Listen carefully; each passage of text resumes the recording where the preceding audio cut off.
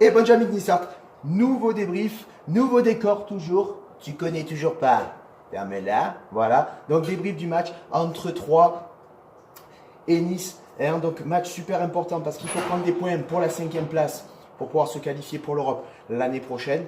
Et surtout match compliqué parce qu'ils nous ont battus à l'aller, c'est une petite équipe et on sait toujours que Nice a des problèmes contre les petites équipes. Voilà, donc début du match, premier quart d'heure assez compliqué, très compliqué quand même, parce que les deux grosses occasions, elles sont pour les Troyens. Bon, elles finissent pas au fond, ça nous arrange pas mal, mais le bloc troyen, le bloc d'Estac est bien en place. Il nous empêche de monter vers l'avant, il nous empêche de mettre de l'intensité dans ce match. C'est vrai que le premier quart d'heure a été un petit peu mou. Ils sont bien en place, ils nous empêchent de monter vers l'avant, d'avoir de la créativité, de faire des débordements, de mettre le feu un peu dans ce premier quart d'heure.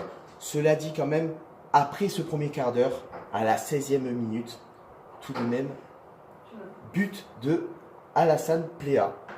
But d'Alassane Plea, donc à la 16e minute, sur une relance du défenseur Grand Cyr, qui remet sur Plea et qui a juste à se déjouer un petit peu du défenseur qui le gêne pour marquer son but. Ça fait 1-0 pour Nice.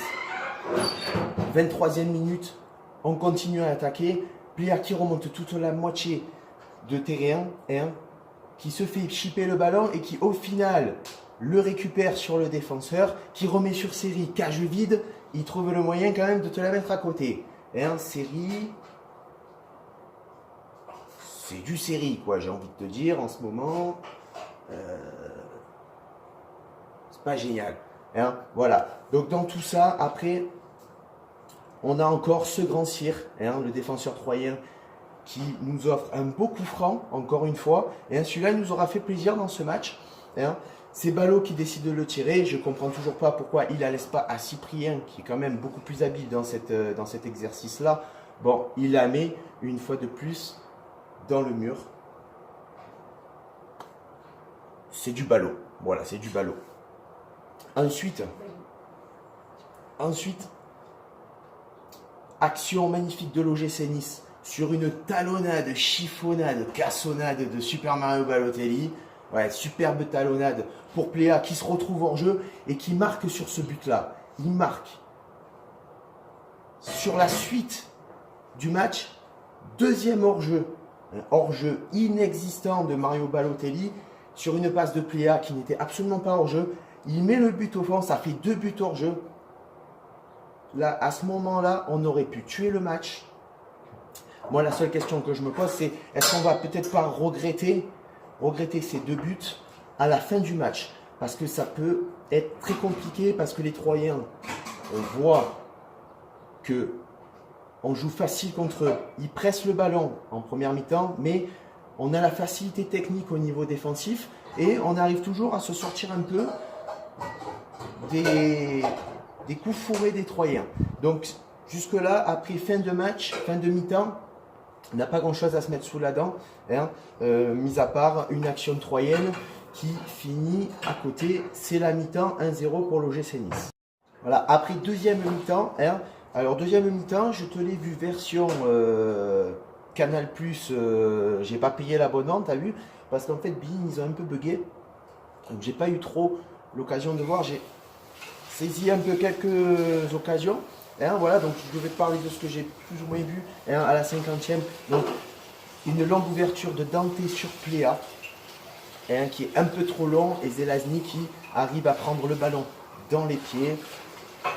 C'est la première action niçoise de cette deuxième mi-temps. Ensuite, grosse action de Saint-Maximin qui, plein axe, accélère, qui remet sur Plea, qui repique dans l'axe pour se mettre sur son pied droit, son bon pied d'appui, et qui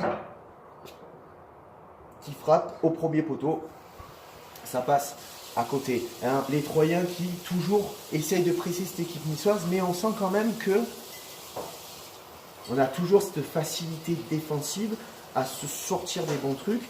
malgré tout, à 1-0, on n'est pas à l'abri de se prendre un but et de se faire revenir au score.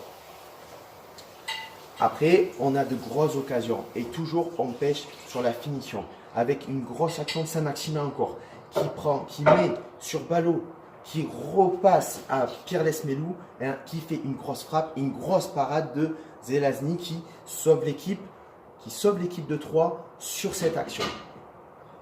Ensuite, tout au long de la deuxième mi-temps, ce que j'ai pu comprendre, c'est un peu toujours le même schéma.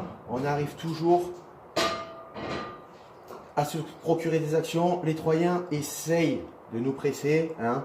Saint-Maximin qui pêche encore sur la finition. C'est vraiment le gros problème de Saint-Maximin et qui va devoir peut-être travailler à l'entraînement jusqu'à la fin de saison et l'année prochaine si on le garde. Je dis bien si on le garde. 83e entrée de Srarfi, notre remplaçant fétiche, notre remplaçant joker. Pourquoi? Parce qu'il rentre, il dribble. Il fait peut-être le dribble de trop. Il remet quand même à Balotelli qui n'arrive pas à se déjouer des 3 défenseurs troyens qu'il a sur lui.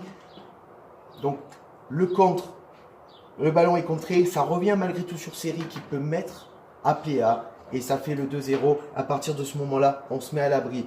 Il faut jouer la défense. Il faut être concentré. Lucien Favre le comprend très bien. Il fait rentrer Sarr à la place de Super Mario Balotelli. On joue bien la défense. Les Troyens essayent d'attaquer. Cependant, on n'y arrive pas. Dernière action troyenne. Enfin, ils n'y arrivent pas. Dernière action troyenne.